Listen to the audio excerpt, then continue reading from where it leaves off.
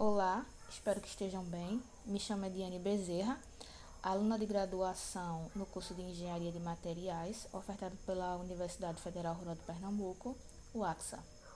Esse estudo de caso é para compor com a segunda avaliação da cadeira de Estrutura e Propriedade dos Polímeros, ministrada pela docente Daniela Andrade. Bom, antes de partir para o artigo, eu gostaria de pincelar sobre o conceito de bandas de energia e tentar explicar o porquê dos polímeros, em sua maioria, não serem bons condutores elétricos. Então, a teoria das bandas nos diz que os materiais eles apresentam uma banda de valência, né? Que nos semicondutores, por exemplo, essa banda é cheia, completamente cheia, e uma banda de condução, que no caso dos semicondutores também é vazia. E após receber energia, os elétrons eles saltam da camada de valência, né, para a camada de condução. E isso lá de física, né, a gente sabe que cargas em movimento que geram corrente elétrica. No caso de um material condutor, esse espaço, né, que a gente chama de gap, num material, um bom condutor, exemplo, o cobre, por exemplo, né? Essa distância entre as bandas, a literatura tem livros que diz que não existe e tem livros que dizem que essa banda é mínima. Ela tá lá, mas ela é mínima. E com isso, os elétrons livres, né, eles podem saltar de uma banda para outra, né, promovendo aí essa corrente elétrica. No caso de um material isolante, né, essa distância, esse gap, ele é maior. Então, a energia necessária para que esse elétron ele salte de uma banda para outra é muito alta. E na maioria das vezes, essa condução ela não vai acontecer. No material semicondutor, essa banda ela é menor, né? Então, a energia para que esses elétrons passem de uma banda para outra, consequentemente, é menor. Quando a gente fala de materiais dopados, significa que as impurezas são colocadas lá propositalmente, e quando isso acontece, esses dopantes eles criam como se fosse uma camada intermediária, no caso dos materiais semicondutores, nesse gap, que faz com que esses elétrons eles consigam passar da banda de valência para a banda de condução. Então, podemos adicionar, por exemplo, impurezas, né, que são do tipo P, ou seja, elas criam um buraco na rede dos elétrons. Esses buracos têm cargas positivas e aí promove o movimento a excitação desses elétrons que acabam, né, passando para a banda de condução. E também podem ser adicionados elétrons extras que vão promover o mesmo resultado, porém com um mecanismo diferente. Então, quando nós emitimos energia, quando a gente dá energia para o átomo, né? Esse elétron excitado, ele passa para um nível de maior energia, né? Ele sai do nível fundamental e passa para o nível de maior energia, né? E aí, quando esse elétron ele retorna para esse nível fundamental, ele tem que liberar essa energia. Ele não vai ficar lá excitado o tempo todo, mas a energia ela tem que ser liberada, né? Ela se modifica, mas não é destruída. Então, com esse retorno desse elétron para a banda de valência, há uma liberação, né, da energia, e isso explica o funcionamento de várias tecnologias que usam a luz ou calor como meio de propagação daquela energia. O artigo o qual eu farei o estudo de caso tem como o título Melhorando o fator de preenchimento de todas as células solares de polímero baseado em N2200. né, introduzindo EPPDI como aditivo sólido. Bom, o que a gente tem como objetivo, o que os autores têm como objetivo nesse artigo é mostrar que introduzindo um aditivo, nesse caso sólido, é possível modificar o polímero, né, positivamente, fazendo com que a condução elétrica ela seja mais efetiva. Então, o autor quer fases bem definidas, separadas. Só que isso é muito difícil por se tratar de uma junção de polímeros, né? Quando a gente fala de juntar um polímero e uma molécula, a complexidade, a energia necessária para que isso aconteça, ela tende a ser menor, né? E a facilidade tende a ser maior do que juntar dois polímeros, né?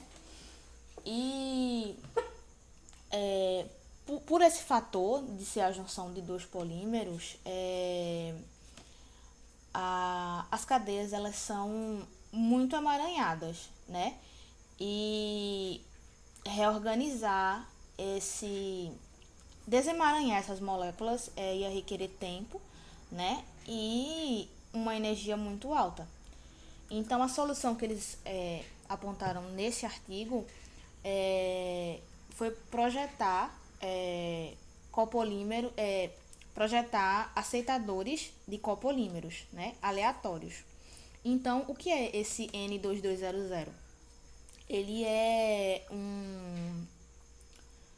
um aceitador de polímero, né? E isso se dá devido à sua alta mobilidade eletrônica, né?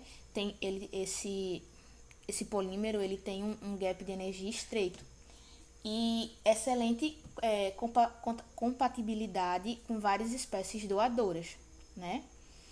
Então, primeiramente buscou-se reduzir a cristalinidade do N2200 e, consequentemente, melhorar a separação das nanofases dos filmes e das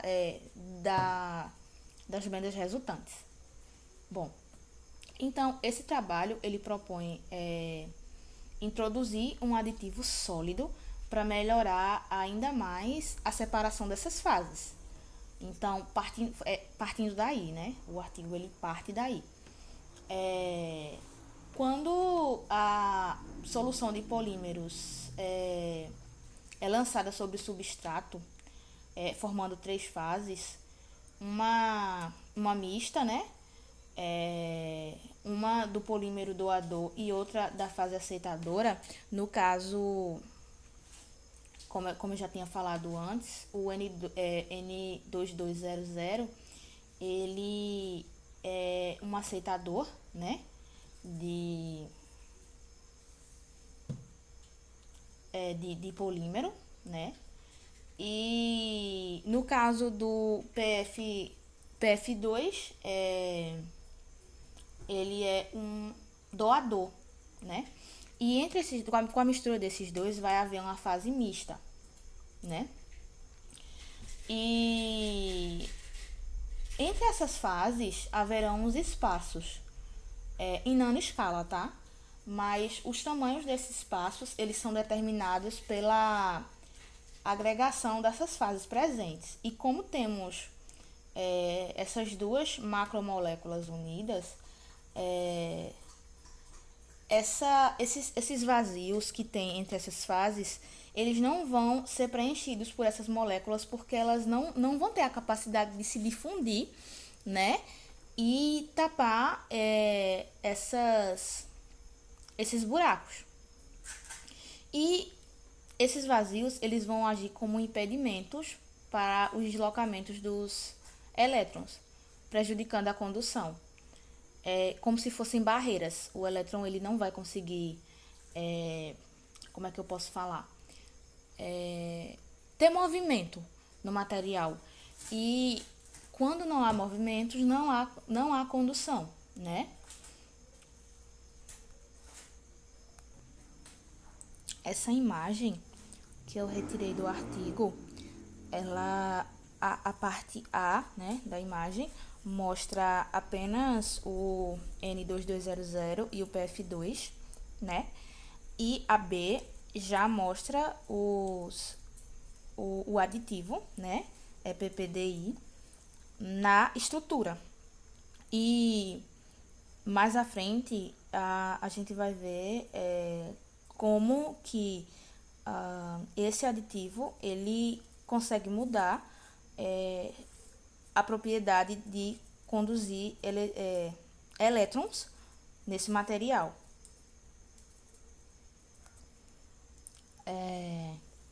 Esses dois gráficos e essa tabela nos trazem as informações sobre a mobilidade dos buracos, né, e de elétrons na camada das blendas, que é onde a luz ela incide, é absorvida e acontece todo o processo físico, né? Então, na medição de mobilidade de elétrons e de furos, a mesa 2, ou seja, essa tabelinha aí, ela deixa claro que todos os dispositivos têm a mobilidade de furo semelhante, que é representada por esse mih. E na casa de 10 a menos 4, né? E que condizem com a literatura. O autor deixa, os autores, né, deixam isso claro no artigo. Que, e que isso se explica porque essas camadas BHJ, elas possuem polímero doador semelhante, né? Essa camada BHJ é a camada composta pelo polímero doador e o aceitador, né, de elétrons com diferentes teores do aditivo, né? Já na mobilidade eletrônica, né, esse Mi é o dispositivo binário, né, ou seja, sem o aditivo, na realidade, e o dispositivo de 10 para 9 para 1, que é 10 do polímero doador, 9 do receptor e 1 do aditivo. Então, esses dois primeiros polímeros, eles apresentam mobilidade semelhante. Porém, quando os autores eles aumentaram a quantidade do aditivo, né? Essa mobilidade cai. E o fator de preenchimento, que é o interessante aqui no, no estudo, ele acaba diminuindo. Isso porque as moléculas extras do aditivo, elas prendem os elétrons e isso diminui significativamente a corrente. Então, essa diferença, mesmo que pequena, pode impactar drasticamente nas propriedades do meu material. Aqui nessa imagem né, de MEV, nessas imagens de MEV, o autor quis mostrar, né, a diferença das imagens. E se observarmos da B para C, né, essas áreas mais escuras, elas são o aditivo presente no material, né, o polímero. E a gente vê quão mais intensas essas manchas elas ficam, né, no C, logicamente, porque o teor do aditivo é maior. E essas áreas, essas regiões, né, elas são impedimentos, né, como eu já tinha falado antes, para que os elétrons eles se movimentem. Então, aquele ditado popular, né? O veneno e o remédio, eles se diferem na dose. Então, a quantidade menor do aditivo promove a propriedade que o autor ele está buscando, né? Mas ao aumentar um pouco, né? Esse teor, ele consegue o oposto do que ele estava buscando.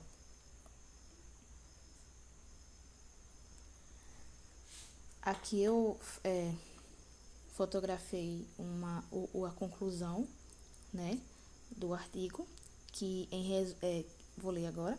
Em resumo, fabricamos células solares totalmente poliméricas usando uma pequena molécula, né, o aditivo aí, e na quantidade ideal pode ser disperso no filme de blenda sem exceder as agregações, né, aqueles impedimentos que eu tinha falado antes, e preencher os espaços entre as três fases da camada ativa, né. Como resultado, o carregamento do aditivo poderia reduzir armadilhas morfológicas e assim melhorar o desempenho fotovoltaico dos dispositivos baseados no N2200, aumentando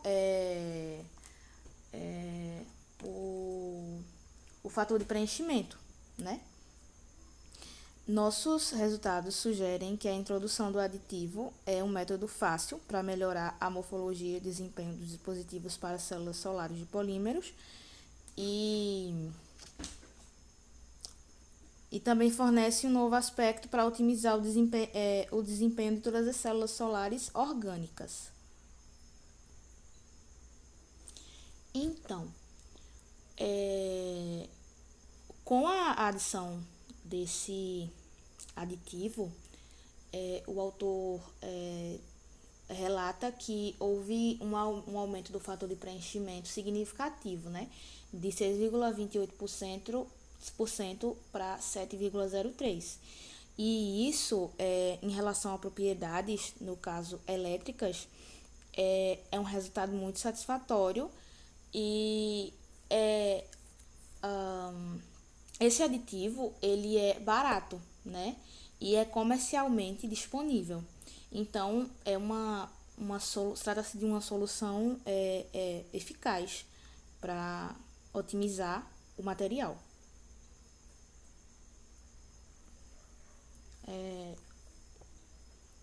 Conteúdos estudados em aula identificados no artigo.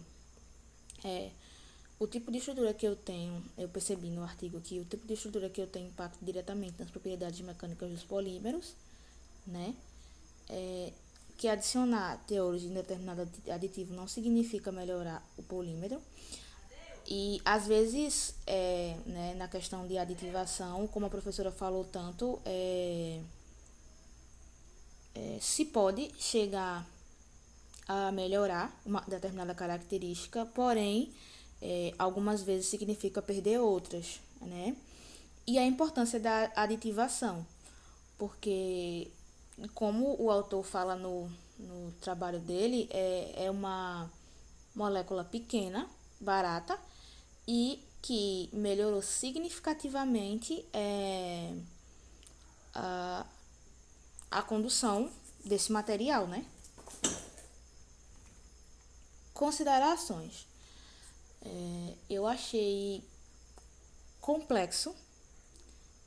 Eu não sei se pelo fato de não ser um artigo brasileiro e tem a questão de tradução, mas eu achei que alguns dados o autor ele não se preocupou em deixar mais claros para pessoas que não têm esse nível de conhecimento. Ele é um artigo que requer um pré-conhecimento antes. Tem algumas siglas que eu achei muito difíceis de achar tradução ou significado, e isso dificultou muito desenvolver esse estudo de caso. E eu acho que o meu estudo de caso ele seria muito mais proveitoso se eu tivesse entendido melhor algumas partes desse artigo. No mais é isso, eu agradeço pela atenção.